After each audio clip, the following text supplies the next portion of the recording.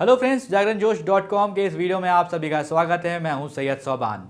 आज के इस वीडियो में हम जानेंगे कि आज के करंट अफेयर से क्या कुछ सवाल बनाए जा सकते हैं, उनके सही जवाब क्या होंगे और साथ ही साथ उनसे रिलेटेड कुछ की फैक्ट्स के बारे में भी बात करेंगे। साथ ही साथ इस वीडियो के एंड में आपको एक सवाल देंगे जिसका जवाब आपको हमें कमेंट बॉक्स में लिख कर देना होगा। तो चलिए शुरू करते हैं पहले सवाल के साथ। राष्ट्रपति रामनाथ कोविंद के किस सचिव को हाल ही में केंद्रीय सतर्कता आयुक्त नियुक्त किया गया है? इसका सही जवाब है संजय कोठारी, ऑप्शन ए। यहाँ पर दोस्तों आपको बता रहे हैं कि संजय कोठारी जो है इससे पहले राष्ट्रपति के सचिव थे। केंद्रीय सतर्कता आयोग यानी कि CVC के प्रमुख का पद KV चौधरी का कार्यकाल पूरा होने के बाद से जून 2019 से ही ये खाली था और संजय कोठारी हरियाणा कैडर के साल 1978 यानी कि 1978 बैच के IAS अधिकारी हैं। और आपको ये बता देते हैं कि इससे पहले वो कार्मिक एवं प्रशिक्षण विभाग के सचिव पद से जून 2016 में सेवानिवृत्त हुए थे। उन्होंने इसके बाद नवंबर 2016 में लोक उद्यम चयन बोर्ड का अध्यक्ष उनको चुना गया था और उनको नियुक्त किया गया था। और यहाँ पर दोस्तों दो जो इम्पोर्टेंट बात आपको याद रखनी है, एक तो इनका बैच यानी कि किस बैच के IAS अधिकारी हैं, तो ये आपको याद रखना है 1978। उसके बाद इनका रिटायरमेंट हुआ था कार्मिक एवं प्रशिक्षण विभाग के सचिव के पद से जून 2016 में। और तीसरी बात यहाँ पर ये बता देते हैं कि इनको 25 अप्रैल यानी कि पिछला जो शनिवार बीता है उस दिन सुबह रामनाथ कोविंद जी जो हैं, जो हमारे देश के राष्ट्रपति हैं, उन्होंने गोपनीयता की शपथ उनको दिलाई। और ख़ास बात यह है कि जब कोविड की वजह से पूरा देश लॉकडाउन है तो इस समय सोशल डिस्टेंसिंग का भी ख्याल रखा जा रहा है और इस सोशल डिस्टेंसिंग के साथ ही इनको यानी कि संजय कोठारी जी को शपथ दिलाई गई। अब बढ़ते हैं अपने अगले सवाल की तरफ। सवाल है कि विश्व बौद्धिक संपदा दिवस निम्न में से किस दिन मनाया जाता है? इसका सही जवाब है 26 अप्रैल। यहाँ पर दोस्तों आपको बता देते हैं कि WIPO यानी कि वर्ल्ड इंटेलेक्चुअल प्रॉपर्टी ऑर्गेनाइजेशन, इसके द्वारा ही ये जो दिवस है यानी कि बौद्धिक संपदा दिवस, इसको मनाया जाता है। आपको ये बता देते हैं दोस्तों कि विश्व बौद्धिक संपदा संगठन के द्वारा ही इसको मनाया जाता है। और विश्व बौद्धिक संपदा दिवस जो है नवाचार और रचनात्मक को बढ़ावा देने के लिए बौद्धिक संपदा अधिकारों यानी कि पेटेंट हो गया, ट्रेडमार्क हो गया, औद्योगिक डिज़ाइन हो गए, कॉपीराइट हो गए। आप देखते होंगे बुक्स में आपको कॉपीराइट होता है, सॉन्ग्स में आपको कॉपीराइट होता है, जो म्यूज़िक कंपनीज होती हैं उसमें कॉपीराइट्स होती हैं। उसके बाद जो लोगो डिज़ाइनिंग होती है उसके लिए भी कॉपीराइट्स किए जाते हैं, पेटेंट होते हैं कुछ नाम के, अपने कंपनी के नाम के, ट्रेडमार्क्स के। तो इसकी भूमिका के बारे में जागरूकता फैलाने के लिए ही ये दिवस को मनाया जाता है। और बौद्धिक संपदा संरक्षण हेतु जो है अंतर्राष्ट्रीय मानदंडों व फिर मानकों का विकास एवं अनुप्रयोग इस संगठन की गतिविधियों का मूलभूत अंग है। यहाँ पे दोस्तों मैंने आपसे बात करी थी WIPO यानी कि वर्ल्ड इंटेलेक्चुअल प्रॉपर्टी ऑर्गेनाइजेशन के बारे में। तो इसके बारे में आपको बता दें, यहाँ पर ये संयुक्त राष्ट्र की सबसे पुरानी एक एजेंसियों में से एक है और इसका जो गठन है वो 1967 में किया गया था, यानी कि 1967 में किया गया था। क्यों किया गया था? रचनात्मक गतिविधियों का प्रोत्साहित इसको करने के लिए इसका गठन किया गया और विश्व में बौद्धिक संपदा संरक्षण को बढ़ावा देने के लिए इसका गठन किया गया था। और इसके तहत जो है वर्तमान में अगर देखें तो 26 अंतर्राष्ट्रीय संधियां हैं, 26 यहाँ पर बताया हमने आपको। और इसका जो मुख्यालय है इसकी बात करें तो कहाँ पर है दोस्तों? जेनेवा में। जेनेवा कहाँ है? स्विट्ज़रलैंड में। तो इसका मुख्यालय स्विट्ज़रलैंड में है। और अभी अगर हम बात करें तो कुल मिलाकर 191 देशों में इसके सदस्य हैं और जिनमें संयुक्त राष्ट्र के 188 188 सदस्य देश हैं। इसके अलावा कुक द्वीप समूह, होली सी और न्यू भी शामिल इसमें हैं। और संयुक्त राष्ट्र के सभी सदस्य देश की इसके सदस्य बन सकते हैं, लेकिन ये बाध्यकारी नहीं है, मैंडेटरी नहीं है। फिलिस्तीन को इसमें स्थायी पर्यवेक्षक का दर्जा मिला हुआ है। लगभग 250 NGO और अंतर सरकारी संगठन इसकी बैठक में बतौर आधिकारिक पर्यवेक्षण शामिल होते हैं। और अगर हम भारत की बात करें कि WIPO में अगर आपसे सवाल पूछ लिया जाता है कि भारत कब इसमें सदस्य बना, तो भारत जो है 1975 में इंडिया इसका सदस्य बना था। किसका? WIPO का। इस वीडियो में आगे बढ़ने से पहले एक ज़रूरी सूचना। हमारी वेबसाइट जागरणजोश.com पर अगर आप करंट अफेयर्स पढ़ना चाहते हैं तो आपको अपने ब्राउजर में टाइप करना है www.jagranjosh.com, जिसके बाद आपको हमारी वेबसाइट का होम पेज नजर आएगा। इसके बाद आपको करंट अफेयर्स के टैब पर जाना है। ड्रॉप डाउन में आपको मंथ वाइज करंट अफेयर्स मिल जाएंगे, जहां आप मंथ के हिसाब से करंट अफेयर्स पढ़ सकते हैं। जब आप करंट अफेयर्स टैब पर क्लिक करेंगे तो आपको कुछ इस तरह से पेज नजर आएगा। अगर आप कैटेगरी वाइज करंट अफेयर्स पढ़ना चाहते हैं तो आप अपनी पसंद के हिसाब से कोई भी कैटेगरी चूज कर सकते हैं, जिसमें latest, national, international, sports, technology और इकोनॉमी जैसी कैटेगरीज मौजूद हैं। अब बढ़ते हैं दोस्तों अगले सवाल की तरफ। सवाल है कि किस देश की नौसेना ने 25 अप्रैल 2020 को उत्तरी अरब सागर में पोतरोधी मिसाइलों का सफल परीक्षण किया। पोतरोधी मिसाइल क्या होती हैं? एंटी शिप मिसाइल्स भी इन्हें कहा जाता है अंग्रेजी में।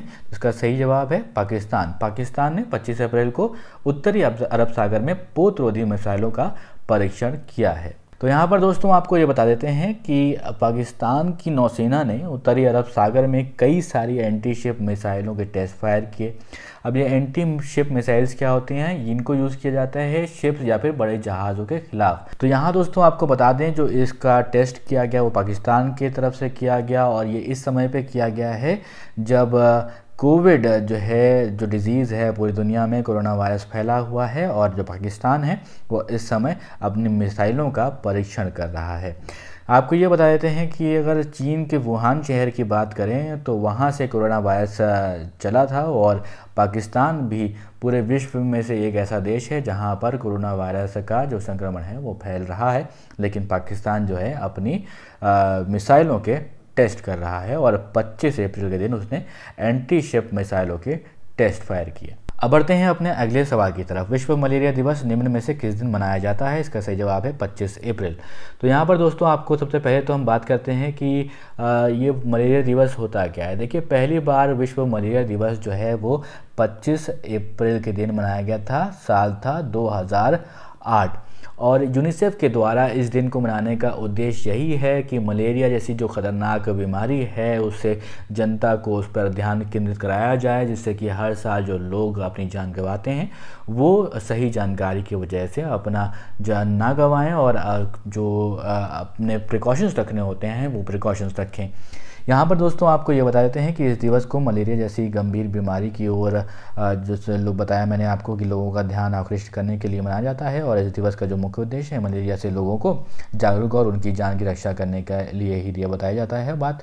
और ये दिवस मलेरिया निवारण और नियंत्रण के लिए सतत निवेश और राजनीतिक प्रतिबद्धता की आवश्यकता रेखांकित करने के लिए मनाया गया। प्रत्येक साल जो है विश्व मलेरिया दिवस मनाने का जो उद्देश्य होता है वो मलेरिया को नियंत्रित करने के विश्वव्यापी प्रयासों को मान्यता देता है। यहाँ पर थोड़ी बात आपको और बता देते हैं इससे जुड़ी हुई। तो विश्व मलेरिया दिवस वर्ष 2007 में विश्व स्वास्थ्य सभा के दौरान विश्व स्वास्थ्य संगठन यानी कि WHO के सदस्य राष्ट्रों द्वारा शुरू किया गया था। और अब जैसा कि आपको क्या याद रखना है, डेट याद रखना है, 25 अप्रैल को मनाया जाता है। इसकी शुरुआत हुई थी साल 2008 से। बढ़ते हैं अपने अगले सवाल की तरफ। तो सवाल है कि हाल ही में किस संस्था द्वारा जारी अप्रैल कमोडिटी मार्केट आउटलुक के अनुसार कोविड-19 के कारण वर्ष 2020 में लगभग सभी कमोडिटीज़ के मूल्यों में कमी आने का अनुमान है? इसका सही जवाब है वर्ल्ड बैंक यानी कि विश्व बैंक। तो आपको दोस्तों बता देते हैं कि विश्व बैंक की कमोडिटी मार्केट आउटलुक के अनुसार जो पूरे देश में बीमारी फैली हुई है कोविड-19, इस महामारी के कारण जो है ऊर्जा और धातु की कीमतों में बहुत ज़्यादा इसको प्रभावित करेंगी और कमी आएगी इसमें। विश्व बैंक के अनुसार मौजूदा समय में कमोडिटीज़ के मूल्य काफ़ी अनिश्चित हो गए हैं, और ये मुख्य रूप से महामारी की गंभीरता और उसकी अवधि पर निर्भर हो गए हैं।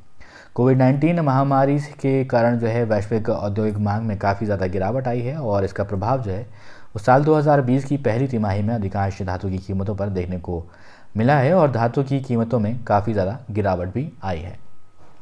अब बढ़ते हैं अपने अगले सवाल की तरफ। सवाल है कि हाल ही में किस राज्य के कुछ ज़िलों में क्लासिकल स्वाइन फ्लू यानी कि क्लासिकल स्वाइन फ्लू इसको कहते हैं क्लासिकल स्वाइन फीवर, इसके कारण एक सप्ताह के भीतर 1300 से अधिक सुअरों की मृत्यु हो गई है? इसका सही जवाब है असम। ऐसा असम में हुआ है दोस्तों। यहाँ पर ये बात ध्यान रखनी है आपको, मैंने स्वाइन फ्लू की बात नहीं करी है, मैंने बात करी है क्लासिकल स्वाइन फीवर की बात करी है। तो ये जो है सिर्फ जानवरों में होता है, खास करके सुअरों में होता है। तो आपको ये बता देते हैं कि क्लासिकल स्वाइन जो बुखार है इसको हॉग हैज़ा भी कहा जाता है। इसका नाम आप ध्यान रखें कि अगर आपसे कोई सवाल पूछ लेता है तो क्लासिकल स्वाइन फ्लू को और क्या कहा जाता है, तो हॉग हैज़ा कहा जाता है।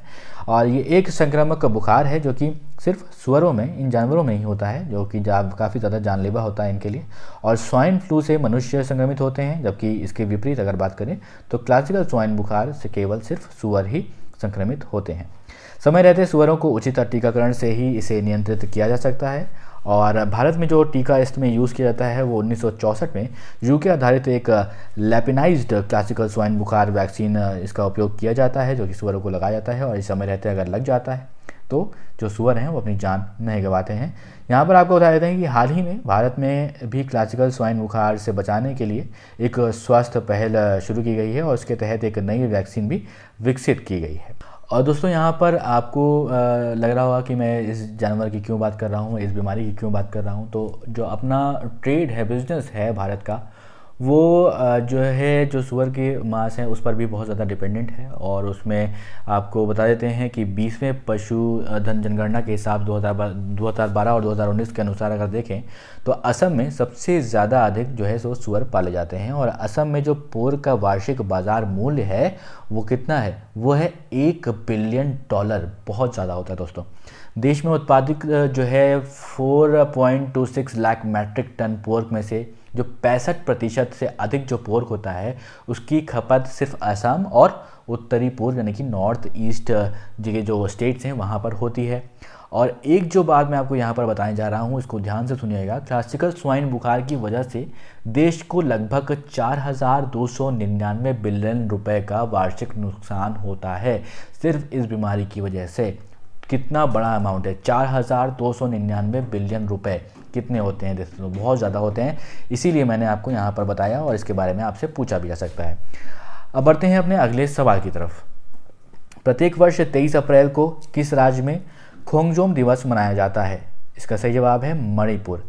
यहाँ पर दोस्तों आपको बता देते हैं इस दिवस को जो आयोजित किया गया था वो 1891 के एंग्लो मणिपुर युद्ध के लड़ने वाले योद्धाओं को श्रद्धांजलि देने के उद्देश्य से इसको आयोजित किया जाता है। और एंग्लो मणिपुर युद्ध जो है वो ब्रिटिश साम्राज्य साथ ही साथ मणिपुर साम्राज्य के मध्य एक सशस्त्र संघर्ष था, जो कि 31 मार्च से लेकर 27 अप्रैल 1891 यानी कि 1891 तक लड़ा गया था। किसके किसके बीच? ब्रिटिश साम्राज्य और मणिपुर साम्राज्य के बीच। ये बात आपको ध्यान रखनी है। डेट क्या होती? 31 मार्च से 27 अप्रैल 1891 साल था। तो एंग्लो मणिपुर युद्ध में ब्रिटिश साम्राज्य की जीत हुई थी और इस ऐतिहासिक युद्ध की शुरुआत जो है मणिपुर के राजकुमारों के मध्य ईर्ष्या, असंतोष, अविश्वास और कला के कारण की गई थी। और ये युद्ध मणिपुर में खोंगजाम की खेबा पहाड़ियों पर लड़ा गया था। इसीलिए इस दिवस का नाम जो है वो खोंगजोम दिवस रखा गया है। तो इस बात को भी आपको ध्यान रखना है कि ये नाम कहाँ से डिराइव हुआ है। ये डिराइव हुआ है खोंगजोम की खेबा पहाड़ियों पर इसको लड़ाया गया था, इस लड़ाई को, इस वजह से वहीं से डिराइव हुआ है खोंगजोम दिवस। अब दोस्तों वो सवाल जिसका जवाब आपसे हमने पिछले वीडियो में पूछा था, सवाल था कि हाल ही में किस देश ने कोरोना महामारी और अमेरिका के साथ व्यापक तनाव के बीच अपने एक उपग्रह नूर का प्रक्षेपण किया है? इसका सही जवाब है ईरान। आप में से बहुत सारे दोस्तों ने इसका जवाब दिया है चीन, लेकिन वो चीन गलत है, पाकिस्तान गलत है, बांग्लादेश गलत है। सही जवाब है क्या है? ईरान। तो यहाँ पर दोस्तों आपको बता देते हैं कि ईरान के अर्धसैनिक रेवोल्यूशनरी गार्ड ने ये जानकारी दी है कि एक सैन्य उपग्रह को लॉन्च कर दिया गया है और इसको प्रक्षेपित कर दिया गया है। इसका नाम क्या है उपग्रह का? इस उपग्रह का नाम है नूर। इसको सफलतापूर्वक लॉन्च करके 425 किलोमीटर ऊपर कक्षा में सफलतापूर्वक स्थापित कर दिया गया है। और ये उपग्रह ऐसे समय में प्रक्षेपित किया गया है जब अमेरिका और ईरान यानी कि इन दोनों के बीच इन दोनों देशों के बीच में जो तनाव है वो चल रहा था। और अमेरिकी ड्रोन हमले में ईरान अर्धसैनिक रेवोल्यूशनरी गार्ड के जो जनरल कासिम थे, ये आपको याद होगा, जनरल कासिम सुलेमानी के मारे जाने और तेहरान और वाशिंगटन के बीच खत्म हुए परमाणु समझौते को लेकर दोनों देशों के बीच में काफ़ी ज़्यादा तनाव था। और इसके बीच में जो ये सैन्य उपग्रह है जिसका नाम है क्या? नूर, ये ईरान की तरफ से प्रक्षेपित कर दिया गया है। अब दोस्तों एक सवाल आपके लिए जिसका जवाब आपको हमें कमेंट बॉक्स में लिख कर देना होगा। सवाल है कि हाल ही में किस राज्य सरकार ने कोविड-19 महामारी का मुकाबला करने के लिए आप्त मित्र हेल्पलाइन और मोबाइल एप्लीकेशन को लॉन्च किया है। आपके ऑप्शंस हैं बिहार, झारखंड, असम या फिर कर्नाटक। दोस्तों, आप अपने जवाब हमें कमेंट बॉक्स में लिख कर दीजिए। ये वीडियो आपको कैसा लगा? अच्छा लगा तो उसको लाइक करें, इस वीडियो को अपने दोस्तों के साथ भी शेयर करें और अभी तक आपने हमारे चैनल को सब्सक्राइब नहीं किया है तो ज़रूर सब्सक्राइब करें और देखते रहें जागरणजोश.com।